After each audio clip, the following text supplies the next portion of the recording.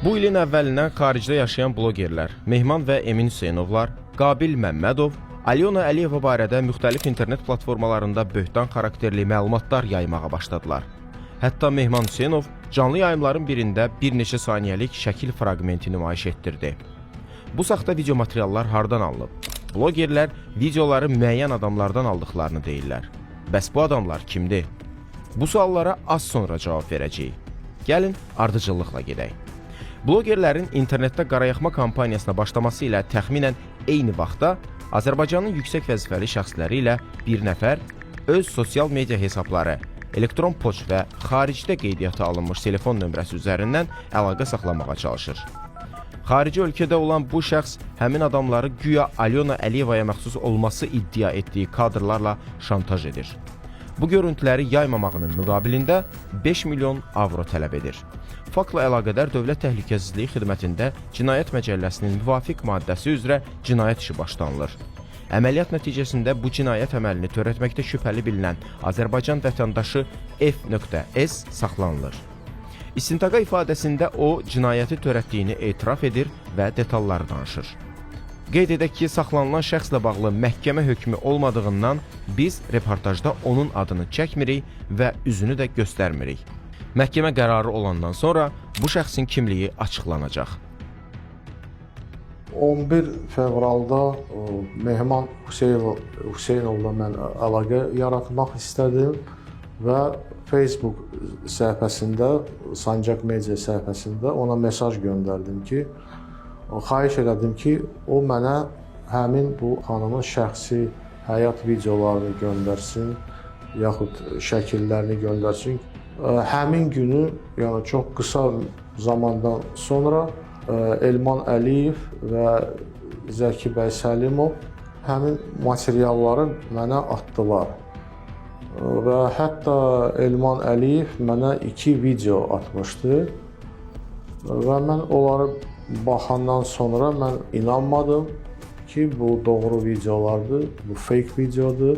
Bu Mehman Hüseynovun ondan gələn onun vasitəsilə yayılan videolardır.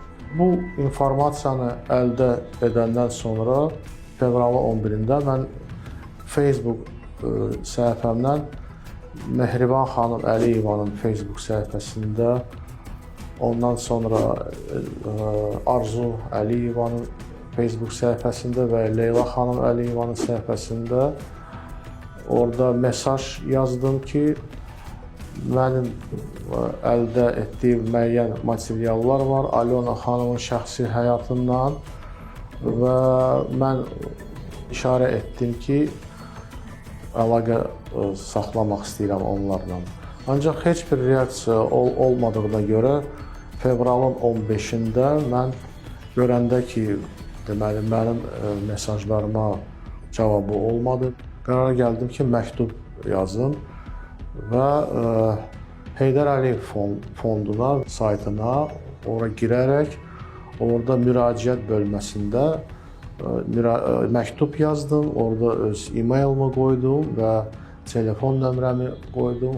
Bu şərtlərimi təzədən təkrar elədim. Mənlə Messenger vasitəsilə onların adamları əlaqə saxlasınlar.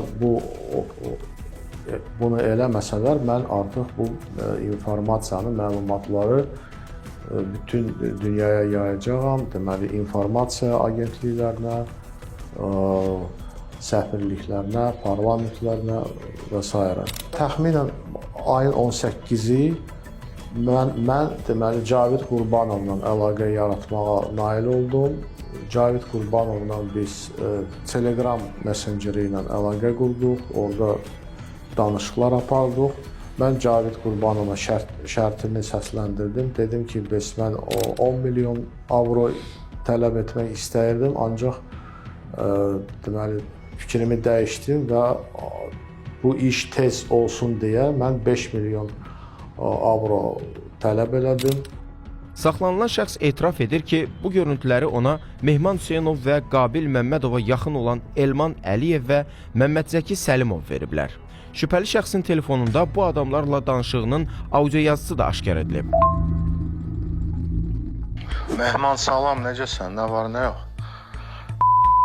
narahat eləyən səndən bir dənə xahişim var. Nəsə o şəkli tapa bilmirəm. Bir dənə o şəkli qardaşsan, bir dənə mənə göndər də. Elman bəy, bu qız bəyəm Alyonadır, nəsə belə burnu oxşayır, gözləri də я просто не понял, у нее на старых фотографиях карие глаза, а на новых фотографиях голубые глаза. И в этой она на фотке не так уж похожа. Честно, вот немножко это видео подозрительно.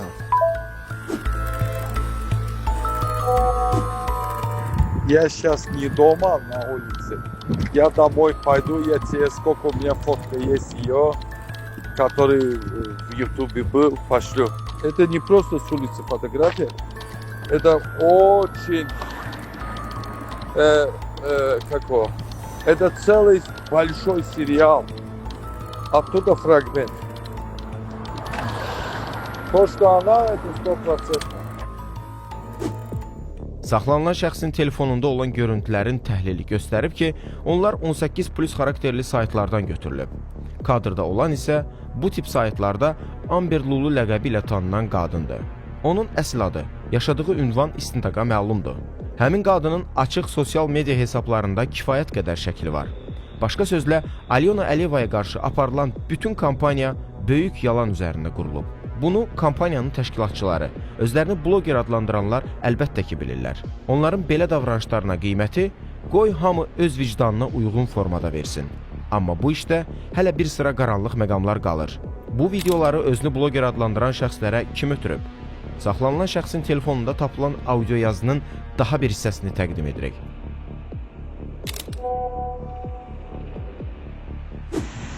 Salam. Başa düşmək lazımdır burada. Yəni burada anlamaq lazımdır ki, düymə hardan basılır. Yəni haracan icazə verirlər də. Bu məsələnin Mehman tərəfindən ortalığa deyilməsi, qoyulmasına icazə verilir. Başa düşürsən? Bizə də icazə verilir ki, yəni bunu biraz qabardaq, biraz şeyləyək və yayaq, bunacan. Çünki bilirsən ki, yəni ki, burada kimsə nəyisə artıq dərəcədə qoysa ortalığa o vurulacaq. Yəni bunu sən gözəl başa düşürsən və gözəl də bilirsən bunlarda. Yəni ki, aparılan oyunlarda kimə hansı rol verilir və haracan icazə verilir keçmək məsələsi. Bu çox geniş, dərin bir söhbətdir. Ona görə mən belə qısaca üzdən deyirəm. Çünki bilirəm ki, sən bunları bilirsən, ona görə səndən bu adı söhbət edirəm. Bu günləri biz, yəni ki, o icazə verilən xəttəcən gedirik də, oradan o yönə keçəcək, bu çox olduqca çətin bir vəziyyət yaradır. Çünki bu rejimə artıq yuxarıdan düyməsi basılır ki, bu rejim dəyişilməlidir. İndi hansı formada, hansı formatda dəyişilməlidir, sualı durur ortada. Yəni bizə icazə verəcəklərmi biz dəyişək, ya kimisə gətirəcəklər dəyişməyə. Ona görə mən həmişə söhbətdən nə deyirəm? Deyirəm, böyük siyasətin içində oyun qurmağı lazım, bacarmaq lazım. Əgər biz oyun qura bilsək bu böyük siyasətin içərisində, o başqa məsələ. Onda biz udarıq. Yox, oyun qura bilməsək, onda başa düşsən, cəmaətin gözünün qabağına elə bir insan çıxartacaqlar ki, onun ətəyində namaz hamı qılmağa hazır olacaq. İcazə verən kimdir? Hakimiyyət dəyişikliyinə qərarı kim verib? Öz təbirlərincə desək, yuxarıda oturan kimdir? Hansısa xaricdə oturan şəxs və qüvvə kimdir ki, Azərbaycanda hakimiyyət dəyişikliyinə qərar versin? Həmin qüvvəni güclü və qalib Azərbaycanın hakimiyyəti niyə qane etmir?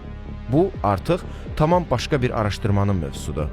Sual yarana bilər ki, biz niyə bu mövzuda məhz indi danışmaq qərarına gəldik? Niyə görə biz buna qədər olan bu cür şantaj hallarından danışmamışıq? Əvvəl bu cür videolar peyda olanda sosial şəbəkələrin gücü, müasir texnologiyaların inkişaf səviyyəsi indiki kimi deyildi. Həmin zaman belə mövzunun efirdə işıqlandırılması, onun daha geniş yayılması demək idi. İndi isə sosial şəbəkələrin yayılma səviyyəsi, ha belə bu cür videoların quraşdırılması texnologiyası güclü inkişaf edib və indi bu tip şantaj materialları artıq aktiv və geniş yayıla bilir. Məhz buna görə biz bu videonu təkzib edən material hazırladıq. Hesab edirik ki, cəmiyyətdə tutduğu mövqedən, siyasi mənsubiyyətindən, cinsindən asılı olmayaraq heç kimə qarşı belə addımlar atılmamalıdır. Xüsusilə də qadına qarşı şantaj yol verilməzdir. Qadın Azərbaycan cəmiyyətində daim müqəddəsdir. Qızımızdır, anamızdır, bacımızdır. Bu, əsrlər boyu bizim milli dəyərimiz olub. Qadına ləkə atılanda, bu palçıq bütün cəmiyyətin üzərinə atılır. Bugün bir qadının ünvanına atılan iftira və böhtana göz yumacağıqsa, sabah bunun bütün cəmiyyətə yayılacağı ehtimalı var. Bunun qarşısını bugün hamımız, bütün cəmiyyət olaraq almalıyıq.